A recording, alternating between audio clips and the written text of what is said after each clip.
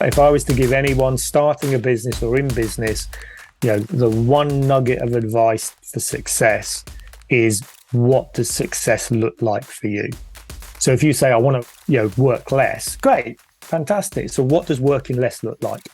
What does your business need to look like in order to give you that working less? So if you want to do 3 days a week, great. What does your business need to look like for you to do 3 days a week?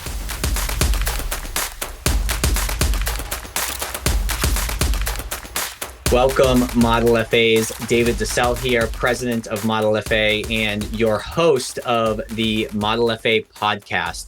Really excited for our guest today, Kevin Stansfield. He is an award-winning business coach, author, and keen golfer. I actually got to get out on the course. I moved to Florida with nice weather year-round, and I've been here for 2 years and I've golfed twice. So I got to pick that up. But in today's episode, we're going to be talking about two main topics that I think are really going to resonate with all of you listening. So topic number one is we're going to be talking with Kevin about working less so that you can spend more time doing what you love.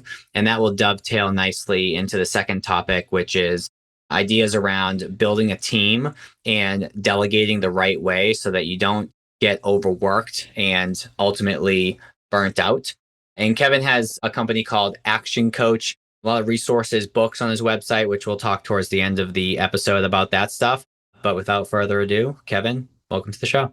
Thank you, David. It's great to be here. And I can't believe you're in Florida, the home of a million golf courses, and you've only played twice. So I'm actually off to South Spain on Saturday. I've got an apartment out there, and there's 70 golf courses within an hour of my apartment. Wow. So the plan is to play a little bit of golf out there. So as the end of the summer season comes in the UK, I can extend my summer for a few weeks by going out there, which is looking forward to that. Love that. Yeah. When I lived back in Massachusetts during the nice weather, I was in a golf league and I golfed every Wednesday. It was like a nice break in the week, tee off around 2:30, 3 o'clock. And then when I moved to Florida, I realized how more of a hermit I was as it relates to not going out and like meeting people proactively. Because I moved down here solo and have made friends, of course, since then. But it's tough to put together a foursome when you don't know anyone, and to show up to the course and be the guy that rounds out someone else's foursome and you get the funny looks. I haven't gone over that hurdle yet, hence why I haven't been golfing, but I digress. I'll email you. There's a group called For Business, FORE Business, and I'm sure they've got places in Florida. And it's basically networking, business networking on a golf course. So you get to play, once a month on your course. You get a four ball. And you get to network with other groups around the area. So check out For Business. Certainly any of your listeners that are into golf and want to do business networking, great organization, big in the UK, moving into the States, and I think Australia as well. So definitely worth checking those guys out. For FORE-business, golf networking.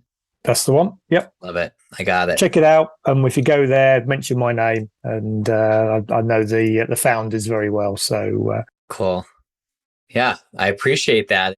I think that would be helpful for some of our listeners too, who enjoy golf. So well, that brings us on to the working less. One of my sayings when I go to those events is, my job is to help business owners grow their business, make more money, and have more time to play golf.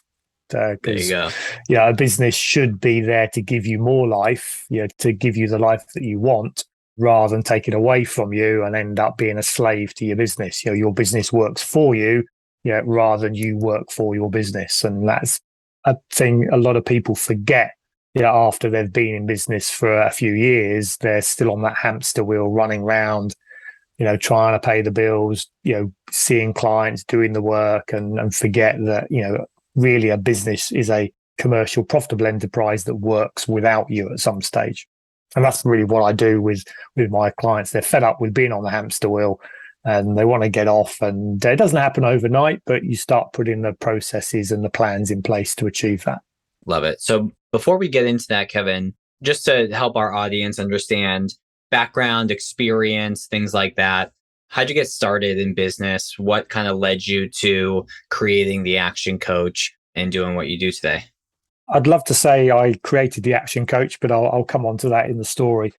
So I think my love of business started when I was in my early teens. My mother started a printing business from her front room. My dad gave up a very good director job to buy a sign company off a man in a pub. So he was, knew nothing about sign making and just decided that he wanted to enter the world of business back in the early 80s. Napkin deal.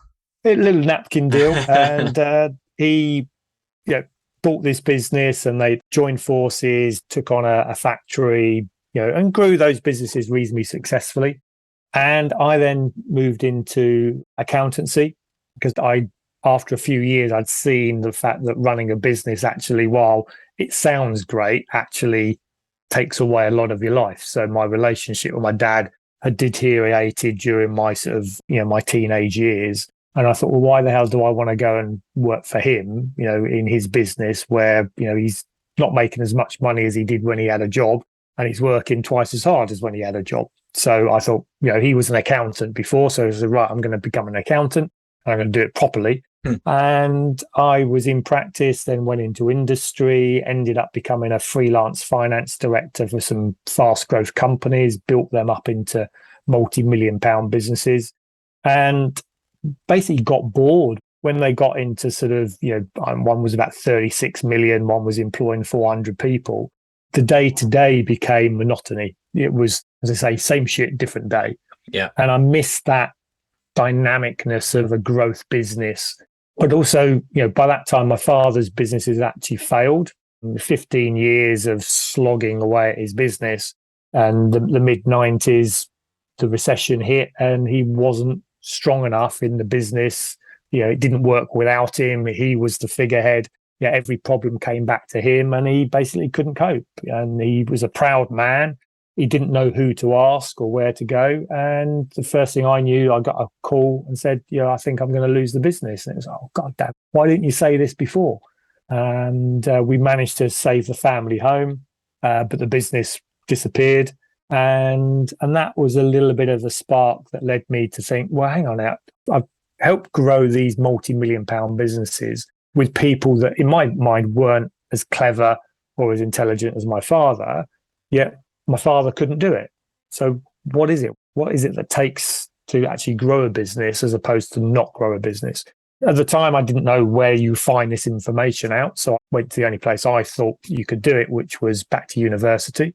So I went and do my Master of Business, my MBA. And that sort of answered a few of the questions. But MBAs are great if you want to run a big business. Yeah, they're not very good when you want to run a small business because most of the books that have been written about people who run big businesses. So there's this gap in the middle that no one really helps you with, this transition from a small business into a big business. And at the time, I bumped into ActionCOACH, which is a global franchise. So all of your guys will, if you look, you'll find an ActionCOACH not too far away from you. And the founder, Brad Sugars, he was a serial entrepreneur. He'd built multiple businesses. And, he ended up buying businesses off people like my dad who were fed up with them, turning them around, turning them into successful businesses and selling them. And then he basically wrote the book on how do you grow a successful business and then sell it. And I looked at this and went, wow, this is the missing piece of the puzzle. This is the bit that no one teaches you at university. You learn by trial and error when you're in business. And I love the concept. I also love sport and the whole concept of good athletes want to work with a coach to make them great athletes. So my view was good business people are going to want to work with a coach to make them great business people. Why wouldn't you? If you saw business as a game. And so that was 17 years ago, and I've been coaching ever since. I've probably coached over 300 people, predominantly business owners, a few exec. I've worked with a few IFAs over the years, working with a young guy at the moment who's doing very well. Took one from, I wouldn't say struggling, but he'd achieved his plateau, and I think we tripled the size of his income. And he was a one-man band, but he didn't want to grow a team of people. He just wanted to be the most successful version of himself that he could. And we did that in about 2 years, and he's doing very well. So I understand those trials and tribulations that your guys are going through. And part of the reason, when you start a business, it doesn't matter what it's in, you go through these ups and downs, this roller coaster. And that was why I wrote my first book, which was based on my father's story of buying a business and trying to grow it and hitting challenges and the ups and downs. And it's called The Big Dipper: How to Survive the Roller Coaster Ride of Business Ownership. And I wrote that because I wanted people to understand that mental roller coaster you're on, that you're not alone, that you will find times where, you just go, I don't know what to do. I literally run out of ideas of how to take my business to the next level. Or you're sitting there at the top of the roller coaster, but the next dip is just around the corner, as we've seen with COVID, the war in Ukraine, the global supply chain. There's always another dip coming. So you've got to know when to exit the game. When do you leave the poker table? And that's why I always say, look, you've got to look at your business as you're building it with a view that you could sell it in the future. Don't have to. If it's providing you your income, you still love it. But it's got to be in a position where you could sell it, because at some point you're going to want to be retired, financially free, and never have to work. You can work because you choose to work, but not because you have to work. And a little bit like your guys are helping people with their retirement and investment strategies so that at some point they can retire. That's what I do with clients with their businesses, is say, right, we've got to get this to a point where you can retire. The beauty with a business is you don't have to wait till you're 60. So I've got a couple of clients in their late 20s that are going to be financially free by the time they're 35. Brad did it when he was 25. I learned this stuff a little bit late in life. So I didn't really learn this until I was in my 40s. So, the best time to start is, as I wish I knew this stuff when I was 18. I can imagine my life would be completely different now. I hear it. That's a helpful overview. I'm curious to know, so with the topic work less so you can spend more time doing what you love, I'm curious to know, when people are feeling as if they're working too much and not doing enough of what they love, are they coming to you sort of bruised and broken and kind of burnt out? Or what are some of the consequences of working too much and not doing enough of what you've loved that you've noticed with starting to work with someone on the front end? I would say I do get that. I do get people that are burnt out, and just are fed up. But that tends to be, I wouldn't say too late. What they don't see is those signs early enough. Okay. It's because, when you start a business, when those first days of your guys were out there and, I've got to go and get a sale. I mean, you were saying earlier, you've a bit late for the call because you had a sale and you wanted to close that sale. That's like winning the game. That's like scoring a goal, getting a touchdown, hitting a home run. That's why people play sport, because that feeling you get when you achieve that goal is fantastic. There's nothing that can beat it. So that's the drive that gets you going when you start the business. So you start the business, you get some sales. Yeah, great. I've won that game. And then you go and you go and you go and you go. But unlike a game of, tennis, football, baseball, a game has a defined time limit. Okay. So, 90 minutes, 3 hours, 10 innings, whatever it is. So that you're working towards an end game. In business, there is no end game. There's a guy called Simon Sinek. If you come across Simon, he wrote a fantastic book called The Infinite Game. Business is an infinite game. It's always going to be going. It was going before you were born. It will be going after you've died. We just play like an innings in the whole game. But that innings can be 30, 40 years. So people get onto that hamster wheel and they start running because that's what you have to do. You have to be prepared to work hard when you start a business. Those people that don't are the ones that fail early on.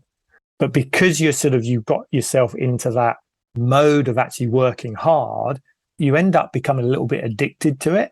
Mm-hmm. So, that feeling of, right, I've got to go. And that goes and goes and goes. But eventually, your body and your brain just goes, I've had enough. But what you haven't done is actually spotted the signs. It actually being in business, it's not busyness, it's not being busy. Okay, the most successful business people out there do not come to work feeling busy. They have a lot to do, but Richard Branson, gets up in the morning, has a cup of tea, goes down the beach, does his bits. He's effective in the time that he takes. Whereas unsuccessful people are actually just doing stuff, and that's the key, is to pick it up early and know, right, at this point in my business, what should I be doing? Should I really be doing all of these jobs? Should I really be sitting here going, I haven't got time to spend with the kids. I haven't got time to have a holiday. I had one guy's multi-millionaire, was probably making £1-2 million a year in income. Yeah. Working for 20 years, never had more than a week's holiday in his life. Okay. Now, I know in America, when you're employed, you only get a couple of weeks holiday, guaranteed. It's slightly different in Europe, but you own your business. Yeah. So if you own your business, you can have as much holiday as you want. You could take 6 months off if you wanted to take off. You're the boss. But if you haven't built your business and the structure and the systems and processes and the people around you to allow you to do that, then all you've actually bought yourself is a job. Yeah. And one that you can't leave because you're going to let clients down and there's no income going to come in. So if I'm listening to this and, I say to you, hey, Kevin, I'm not addicted to working hard, but I feel like I have to keep the business afloat and it's reliant on me. And perhaps this dovetails into our next conversation already, but I'm curious to know if I were to say to you, Kevin, I love the idea of working less and doing more of what I love. I have no idea where to start, because if I just started working less, that's going to affect my bottom line. So what are some common themes or steps that people need to take to start building a life where their time is a little bit more leveraged than it currently is? It comes to a little formula, which I've written about in the book. And it was one of the most important for me when I learned it. And I learned it far too late in life. And it's a very little simple formula, which your guys should write this down in big letters and put it above their bed and look at it every day. And the formula is BE, times do, DO, equals have. So in order to be successful at anything or to achieve anything in life, that formula must stack up. Who do I need to be? What do I need to do? And what do I want to have? Okay. And do you reverse engineer that formula? Well spotted. Okay. Because that was the question I was going to say to you is, out of those three, you've got to have all three to be successful, but one of those three is more important than the other two. Okay. So from that basis, the fact I've told you were right, which one of those three, the be, the do, or the have, is the most important? Well, bringing back our friend Simon Sinek, as he would say with one of his books, you have to start with why. Start with why. And, what are you looking to have? Why are you looking to have it? Cast that vision and paint that picture of what your ideal life looks like, and then backfill the equation from there. Fantastic. And that's the big thing. If I was to give anyone starting a business or in business, the one nugget of advice for success is, what does success look like for you? So if you say, I want to, work less, great, fantastic. So what does working less look like? What does your business need to look like in order to give you that working less? So if you want to do 3 days a week, great. What does your business need to look like for you to do 3 days a week? Another great writer on this was Tim Ferriss. Yeah. The 4-hour work week. So that was his BFO moment, that actually I want to create a business that allows me to work 4 hours a week and to be able to work anywhere in the world. Great. So I just now need to reverse engineer how my business looks like in order to achieve that goal. So the first thing you've got to do, and when a client comes to you, I want to work less, the question is, okay, so what does working less look like? If you're working 80 hours a week, 79 hours a week is less. But is that what you want? You can't have fluffy, airy, fairy goals in life. You've got to have, I call them goals that you can hang your coat on. Goals that a 4-year-old can understand. That's what if you haven't got those, then your brain can't go into what it does really, really well, which is solve the puzzle of how you actually get to where you want to get to. I want to hit on that piece because you bring up a good principle where, and I've talked about this on prior episodes with other guests, but what you just alluded to is allowing your reticular activating system to take over your RAS, your brain's filter, which essentially is your brain's filter of relevant information. So, Yeah. a silly example that we always use is if you're thinking about buying a certain make and model of a car, because you're thinking about it, all of a sudden they're everywhere on the road. They were there the whole time. Your brain just didn't, filter them as relevant. So when you cast the vision or you come up with your ideal scenario, your brain wants to look for information to confirm that that's possible. So I wanted to drive that point home, Kevin, before you kept going, to just show the importance and the power, quite frankly, of the human brain when you cast the proper vision to begin with. I don't look. It's great talking to somebody that has read up on this stuff, because the RAS, the reticular activating system, is really what this is about. Mm-hmm. It is a filter. It filters out the stuff that you don't need to know and focuses on the stuff that you do need to know. And I don't know if there's a little test I do to show people the power of their reticular activating system. So do you want to do it now? I don't know if you've done this before, but all your listeners, can follow this as well. So I want you to just quickly look around your room, and count the number of green things that you see, things with green in them. So everyone at home, look around your room, count the number of green things you see. Okay. Now come back to the screen, or, just focus on one point. So David, how many green things did you see? 8. 8 green things. Okay. So keep looking at the screen. How many red things did you see? 3, because I guessed that you would bring up red. So I put, once you started the exercise, I was like, oh, I've done this before. And I was like, all right, I'm going to take a bet that it's red. But I get your point. You wouldn't know that. But having gone through the exercise, I made a good bet with the color red. I can change that. How many blue things did you see? Okay, now you stumped me. Yeah, so there you go. So I set your RAS for green things. You set your RAS for red things. And you missed all the blue things, but you saw them, they were there. Yeah. And that's why we have to have goals, because that's what programs our reticular activating system to look for the things that are going to help us achieve those goals. Mm-hmm. So that would be starting point number 1, is be clear. If you want to work less, you've got to be clear what working less looks like. So awesome. And then, so that's the have. What about the other parts of the equation? Be and do? Be and do. Okay. So be is the internal. Okay. So that's my thoughts, my knowledge. Yeah. So do I have enough knowledge of how to work 30 hours? Let's say I wanted to work 30 hours a week. I'm working 60 hours and I want to bring it down to 30 hours a week, 20 hours a week, 30 hours, doesn't matter what it is. The first question you've got to ask is, do I have the knowledge of how to do this? Okay. Am I aware of what I need to do to actually do this? And for a lot of people, they're sitting there, no, my business can't run without me. I've got all these clients that are coming in. If I knew what to do, then I would have done it already. Okay. Because if you do know what you to do, then the do is quite easy. We'll just do what you've got to do. Yeah. But most people have got to a point where they, if they knew how to do it, they would do it. So you've got to be open and honest with yourself and go, actually, I don't know. I don't know how to do it. I haven't done it before, and therefore I need to learn how to do it. So therefore, you've got to go and gain that knowledge somewhere.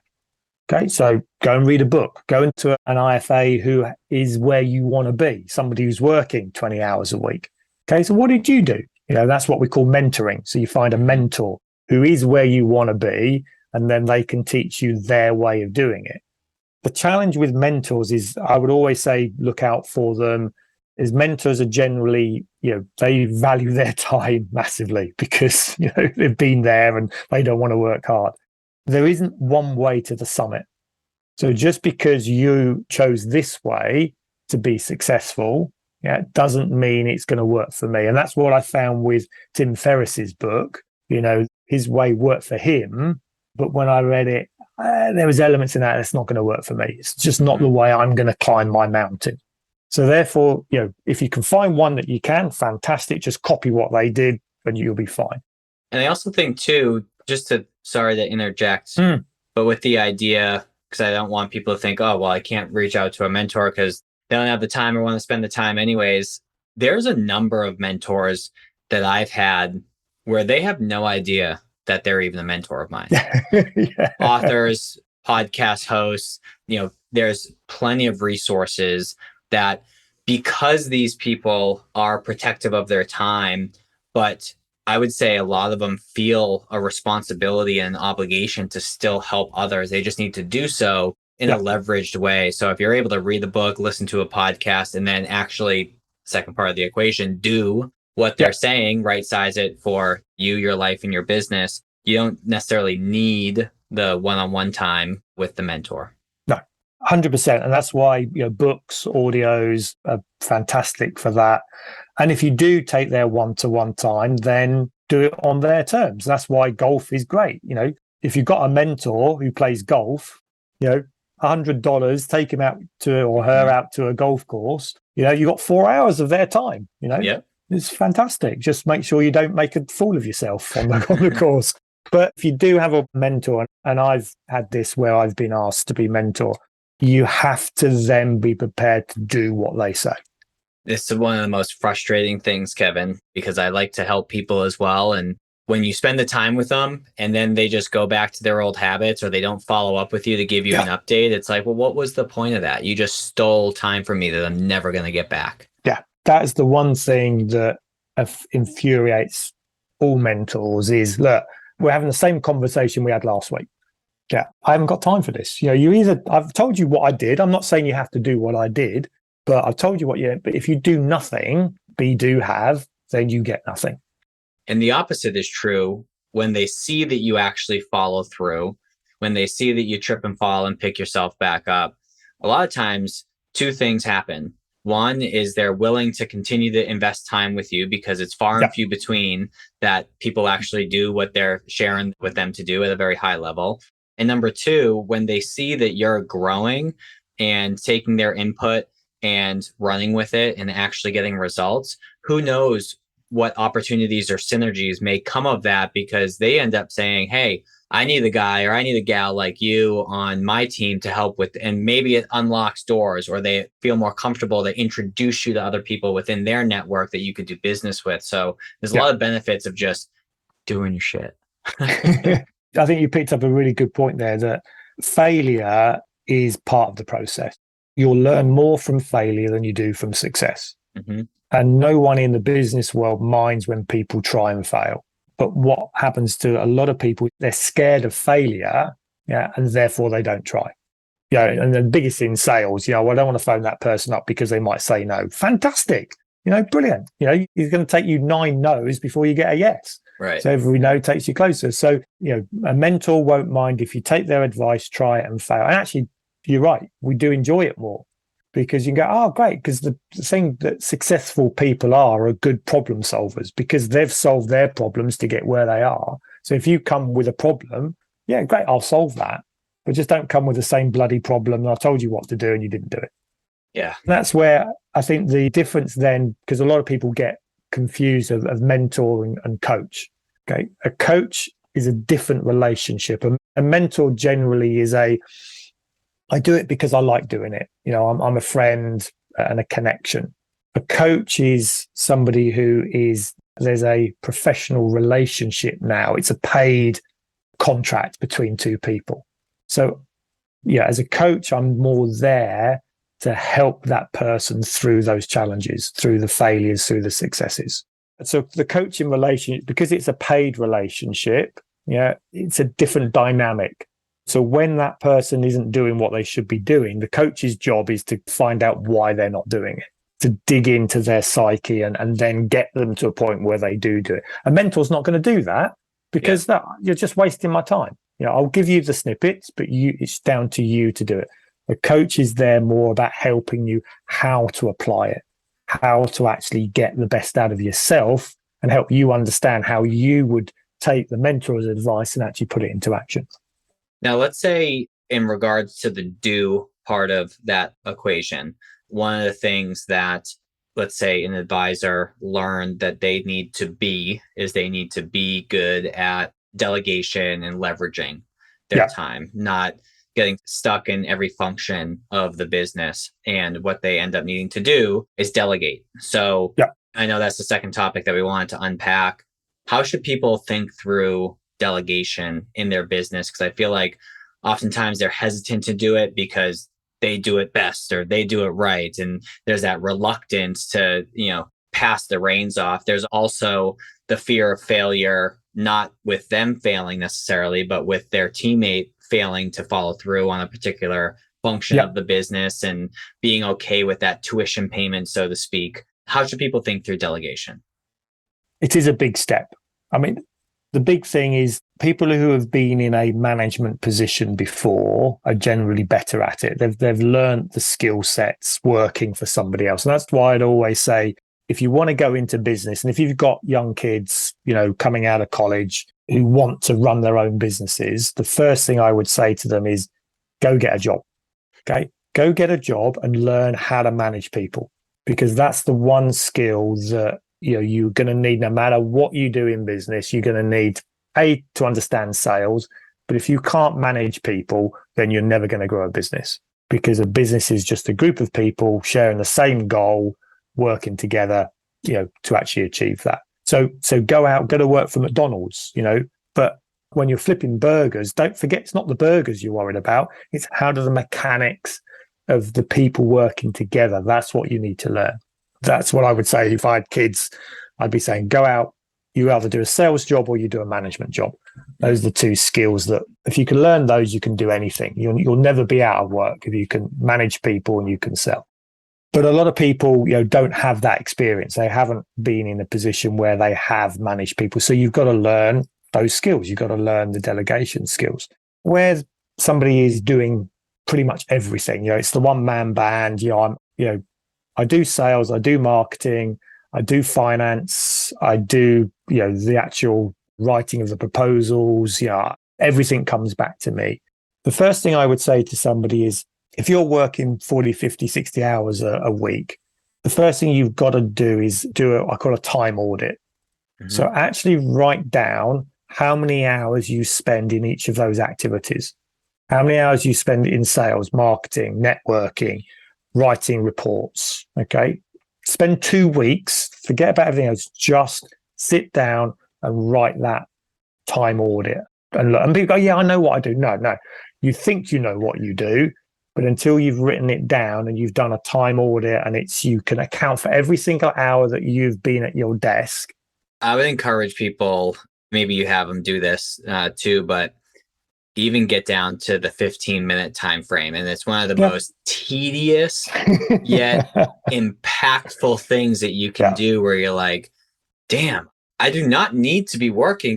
And that exercise alone may cause you to be more efficient and be able to work less. That exercise alone is incredibly tedious, but it's very beneficial if you go back and analyze it afterwards. It's the whole adage of what gets measured gets improved. So just by measuring where your time goes, you will get at least a 10% improvement in your efficiency. Because when I've done this with clients, there's the moment they look at it and go, geez, I spend a lot of time traveling. Of the 50 hours I work per week, 20 hours is traveling. Well, you're stuck in a car being ineffective. So we then need to look at saying, okay, so once you've laid it all out, then you can look at each of the roles, and then you start saying, okay, if that's what I'm doing now, again, you've got to set the goal. So where do I want to be in 3 months' time? Not tomorrow, not next week, because these things are not going to happen. Maybe even a year's time. Set it far enough forwards where you can pretty much guarantee success in that period. So you'd look at each of those tasks that you're doing, going, right, how much time do I want to spend doing my own bookkeeping and admin? 0, because it bores me senseless, and I'm doing that of weekends and evenings. Okay, so that's the goal. Doesn't matter how you're going to achieve it. You set your targets for each of those activities that you're going to do and try and get it back to the 30, 40 hours that you want to work. Okay, because there's no point in setting a goal that is still something you don't like.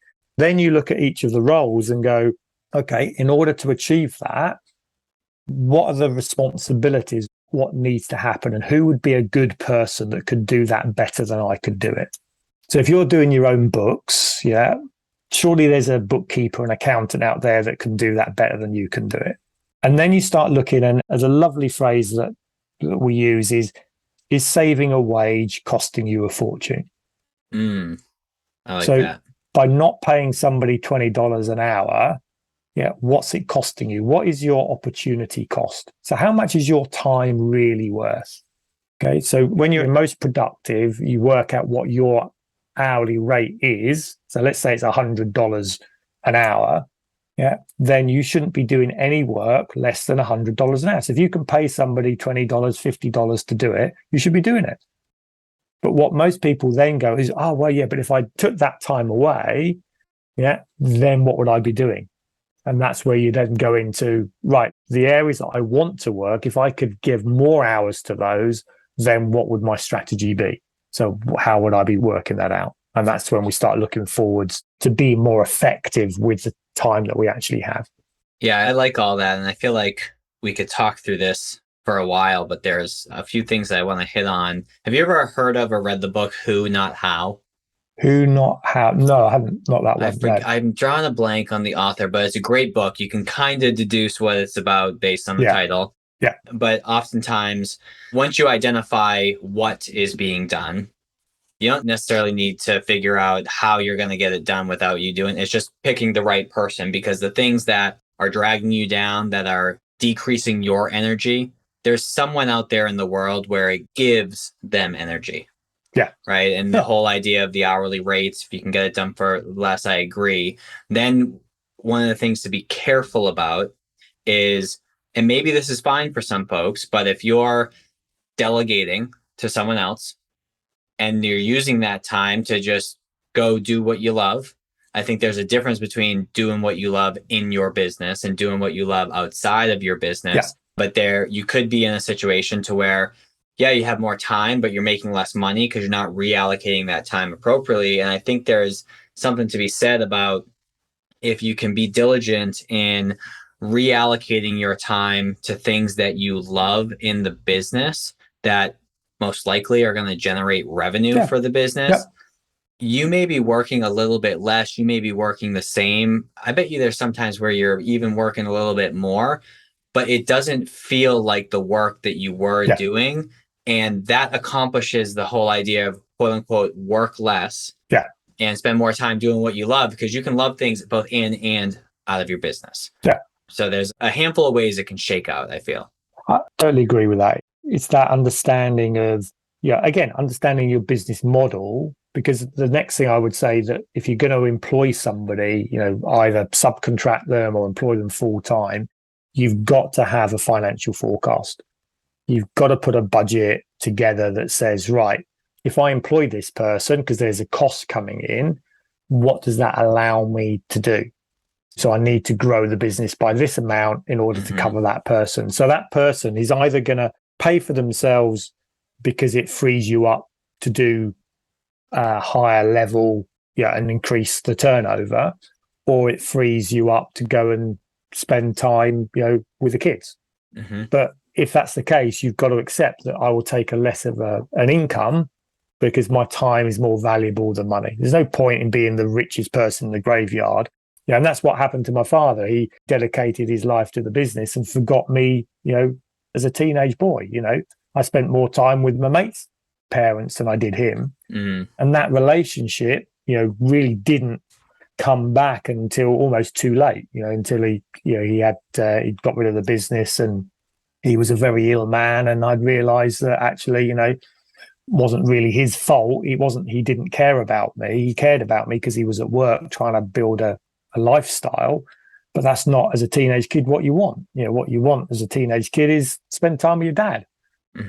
So his priorities were mixed because, he was stuck in that hamster wheel of doing. And if you can identify, kind of bringing this back full circle before we pivot to the next segment, if you can identify the have in the be, do, have equation, maybe what that comes out to be is making the same, if not some, less money, but having way more free time to focus on family. So everyone's definition of success is different. There's a lovely book. I can't remember the author, but she was a palliative care nurse. So she basically looked after people in their last few weeks of life.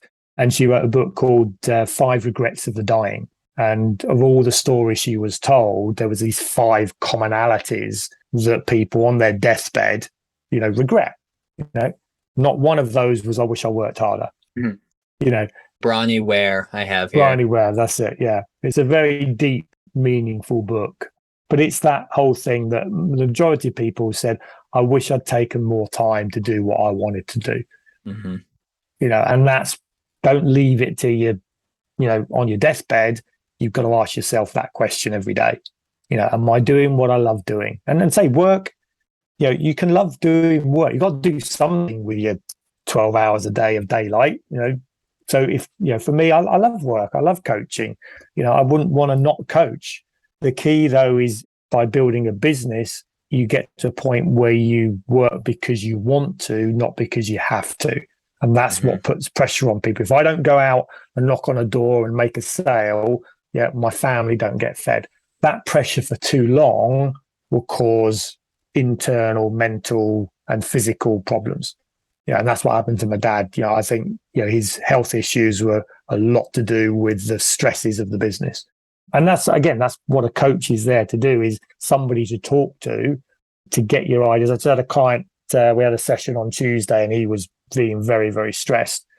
And I gave him a book called How Full Is Your Bucket? It's about, you end up giving all your energy to other people in work, and you've got to find a way to fill your bucket up.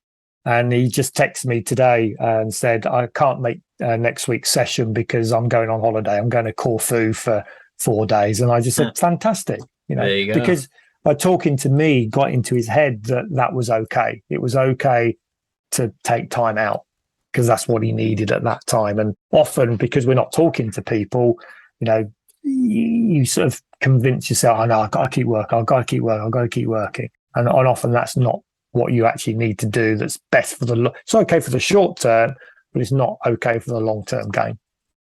Yeah. It's doing some sprints along the way with some breaks, and it adds up to a marathon over time. Yeah. It's like the football coach, will take the best player off the pitch to rest him.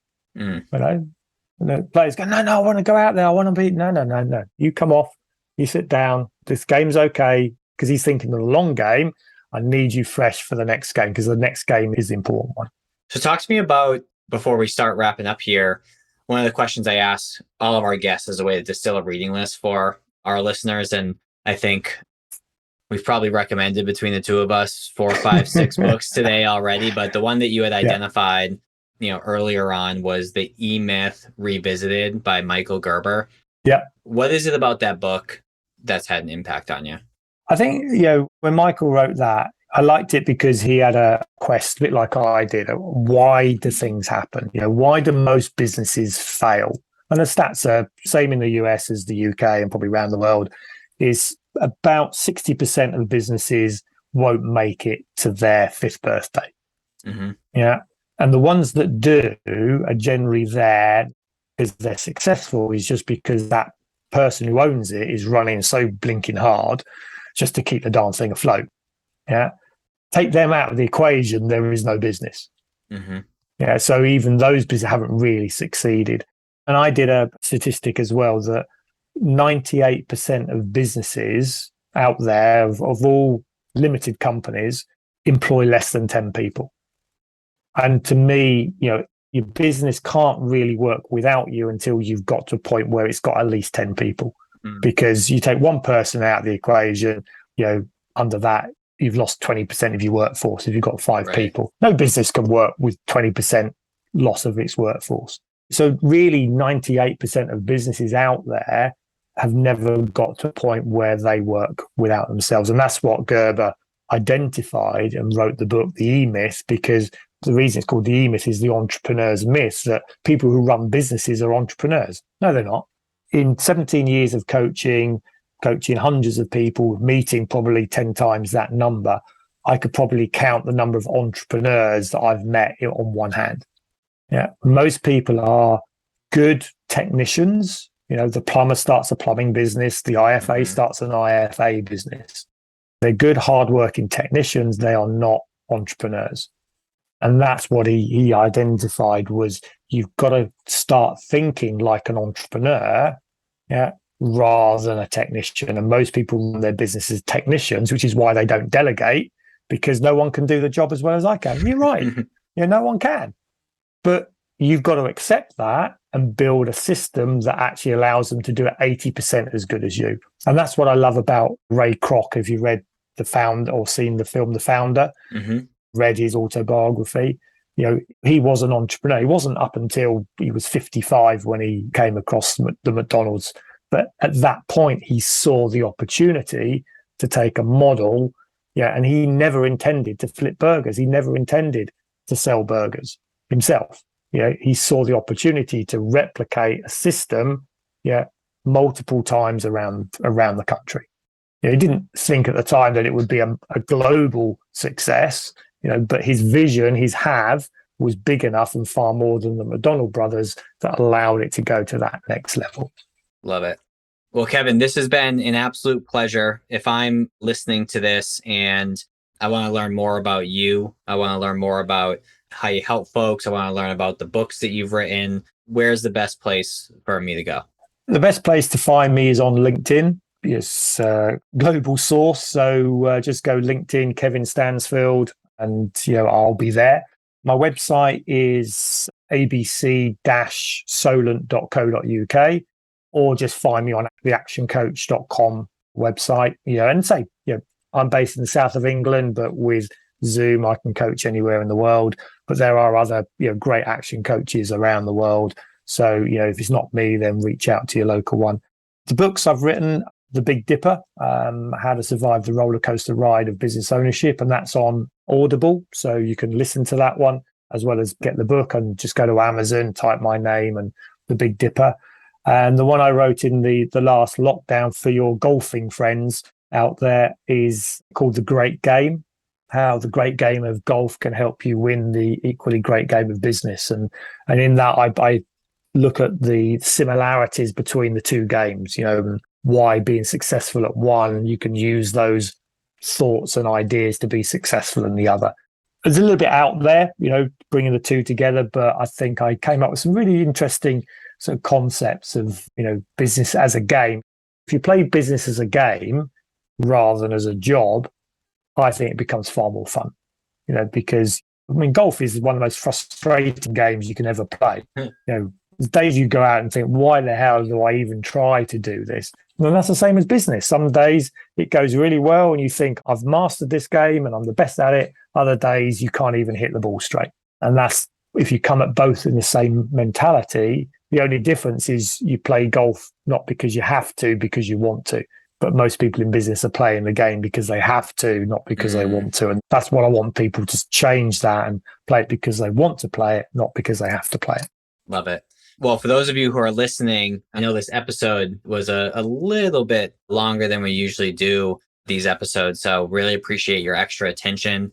I got a lot out of this conversation personally, Kevin. I'm sure that listeners did as well. And for those folks who are listening, if you would be so kind as to, wherever you're listening to the show, leave us a review. Let us know what your thoughts are. And if you take a screenshot of that review once it posts, shoot me an email at david@modelfa.com. Let me know which one of the books that Kevin has that you would like. And I'd be glad to, as a thank you for leaving a review, get your information, purchase the book, sent out to you, or Audible, whatever you prefer.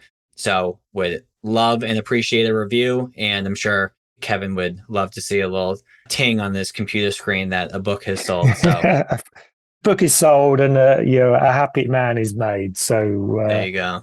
But yeah, really appreciate your time, Kevin. This was great. It's been a pleasure, and great to talk to you, David. And your insights is really good to speak to somebody who's already down the line with this, that understands the importance of BDO. I've been doing BDO Have and asking people that for 17 years, and I think probably about 4 people have ever said have first. So well done to you. Thank you, Kevin.